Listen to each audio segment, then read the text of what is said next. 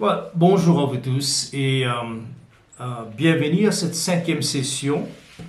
Je pense que nous avons bien cheminé dans 4 autres sessions avant cela et nous avons parlé de plusieurs choses. Nous avons parlé comment sanctification nous active, nous met en action.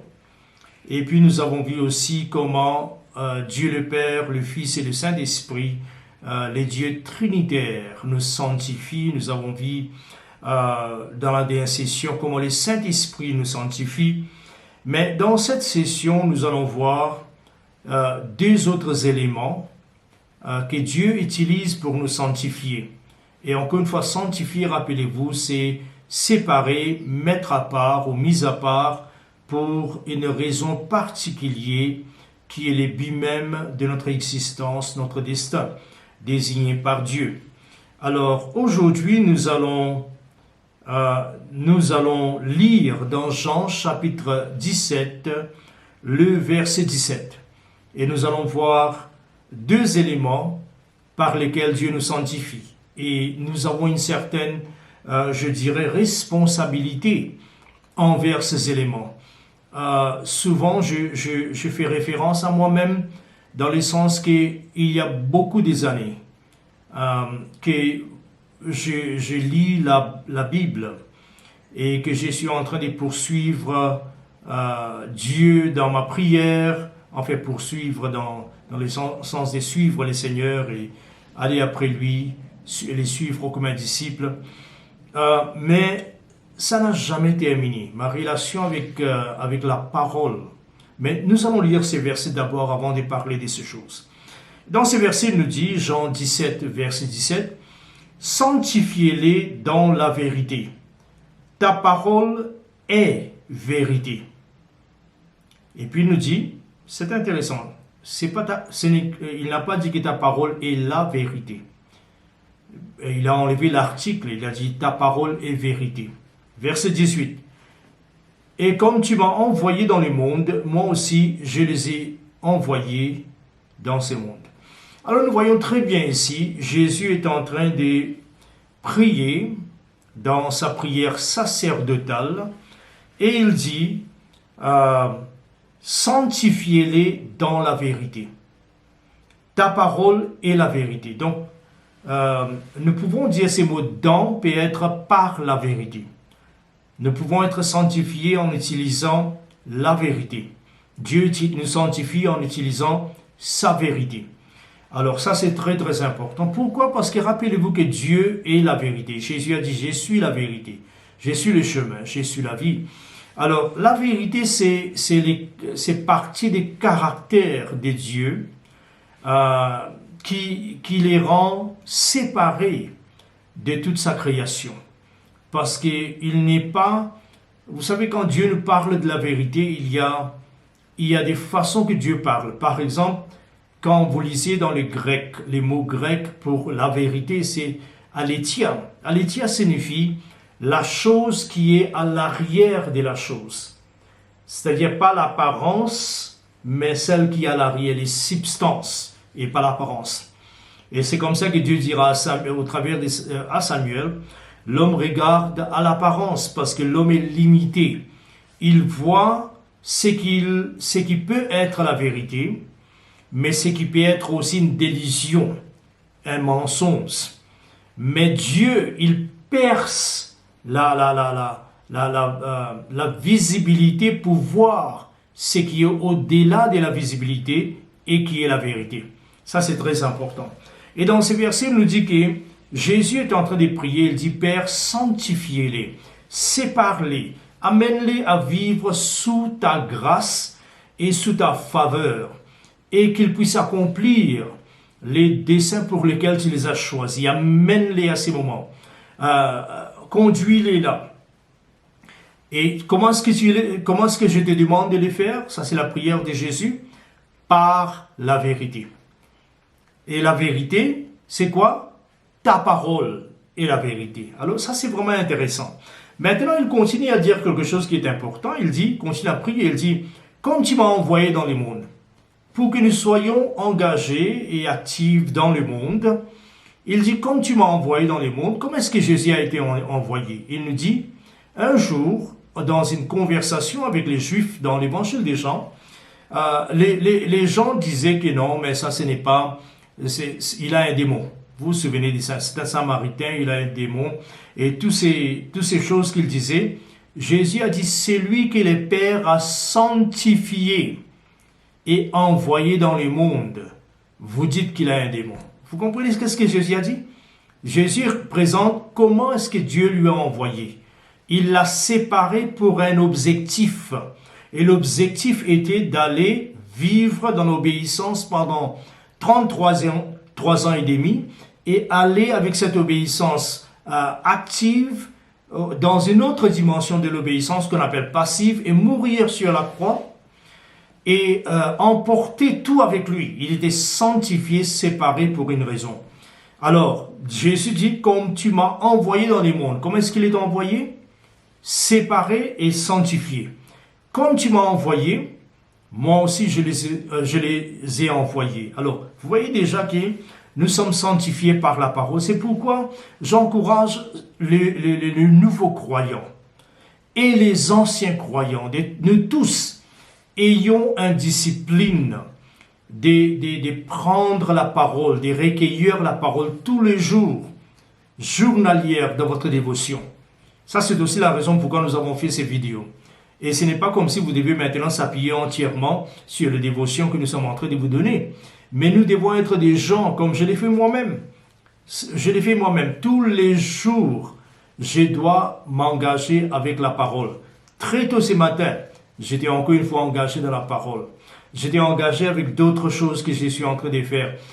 Pourquoi? Parce que la parole a l'élément, les substances, le contenu que les autres choses sur la terre n'ont pas. Elle a la vérité des dieux.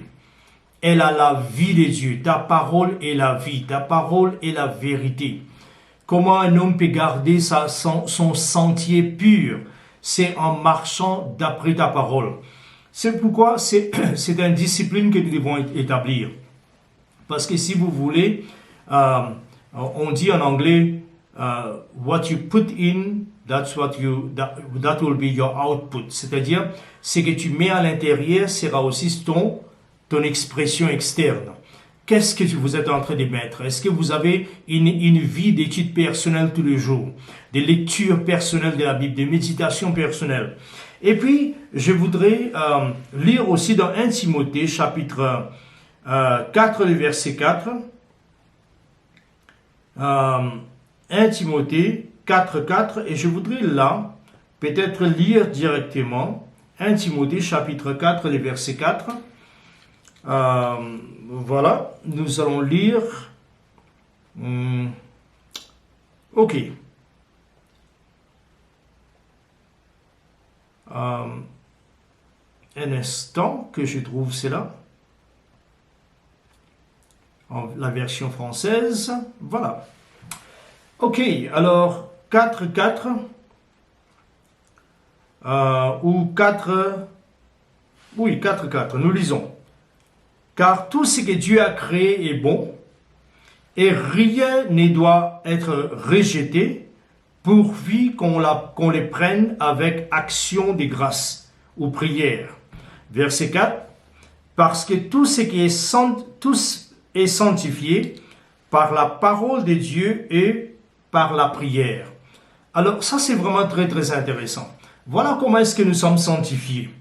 Nous sommes sanctifiés par la parole et la prière. Nous venons de dire que nous sommes sanctifiés numéro 1 par Dieu le Père, Dieu le Fils comme sacrificateur, Dieu l'Esprit Saint qui est engagé tous les jours, qui nous convainc. Et puis nous sommes sanctifiés aussi, nous avons parlé un peu, par le sang de Jésus.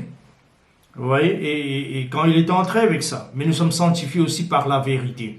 Et maintenant nous voulons terminer en disant que nous sommes sanctifiés, et ici il établit clairement que tout est sanctifié, tout est mis à part, tout est consacré par la prière et par la parole de Dieu. Et quand nous disons la parole de Dieu, nous parlons de quoi? tout est sanctifié par la parole est la vérité. Par la vérité. Maintenant, voilà ce que je vais vous dire. Souvent, il y a des gens qui pensent que je vais vous montrer un peu comment sanctifier des choses en proclamant la parole de Dieu sur quelqu'un et en priant pour la personne. Vous savez très bien déjà que la Bible nous dit priez pour vos ennemis. Ok, alors quelqu'un disait hier, c'était un musulman, il disait c'est stupide de prier pour d'aimer vos ennemis, parce que dès que vous aimez quelqu'un, il n'est plus votre ennemi. Mais je pense que c'est seulement quelque chose, un raisonnement folle, vraiment, fou, quelque chose, je peux dire, parce que quand vous avez commencé à aimer, il n'était pas il y a un message dedans, il n'était pas votre ami, il était votre ennemi. Et il semble qu'en priant, vous l'avez changé. Il est devenu votre ami maintenant. Parce que vous ne pouvez pas, en aimant, vous ne pouvez pas aimer un ennemi. Je pense que le raisonnement est là, vous pouvez comprendre. La chose que je suis en train de pointer ici dans ces versets est ceci. C'est que quand vous avez quelqu'un, la Bible nous dit, priez pour vos ennemis. Pourquoi nous devons prier? Il y a des croyants qui disent, écoutez, c'est un méchant. C'est quelqu'un qui nous persécute sans raison. C'est quelqu'un qui nous persécute simplement parce que nous sommes des croyants. Pourquoi prier pour lui? Pourquoi les bénir? Laissez-moi vous dire ceci. Quand vous ne priez pas pour la personne ou pour quelque chose, vous êtes en train de les laisser dans un champ libre. L'ennemi peut venir l'utiliser contre vous n'importe quand. Mais quand vous priez, vous savez ce que vous êtes en train de faire? Vous êtes en train de mettre une barrière, une clôture autour de la personne. Comme ça, quand l'ennemi vient, il n'arrive pas à l'utiliser. C'est ce que Jésus disait. Priez pour vos ennemis. En effet, qu'est-ce que vous êtes en train de dire? Vous êtes en train de sanctifier, séparer l'ennemi maintenant pour une raison divine, pour une raison particulière de Dieu. Alors c'est pourquoi c'est important que nous engageons souvent dans la parole de Dieu. Et pas seulement engagés dans la parole de Dieu, mais que nous sommes en train de continuellement sanctifier toutes choses par la prière et par la parole. Citez la parole sur vos ennemis. Citez la parole, car c'est la volonté de Dieu que tous les hommes arrivent au salut. Seigneur, je te prie qu'il arrive au salut. Vous êtes en train de protéger. Dans cette clôture des protections, des bonnes pensées commenceront à entrer dans sa pensée. Il va réfléchir sur des bonnes choses que vous dites. Et qui sait, Dieu va les sauver. Alors voilà les deux autres moyens encore, les trois autres moyens par lesquels nous sommes sauvés. Nous sommes sanctifiés. Le sang de Jésus. Nous sommes sanctifiés aussi par la parole de Dieu. Nous devons prendre en nous la parole beaucoup et aussi sanctifier toutes choses par la parole et la prière. Voilà, et c'est là que je vais terminer cette 5e session. La dernière session, pas dans la dernière session, la 6e session, quand nous reviendrons, peut-être après une semaine ou quelque chose comme ça, nous allons commencer à regarder quels sont les bénéfices d'une vie sainte. Vous voyez, une vie consacrée, une vie mise à part. Voilà, que Dieu bénisse et à bientôt.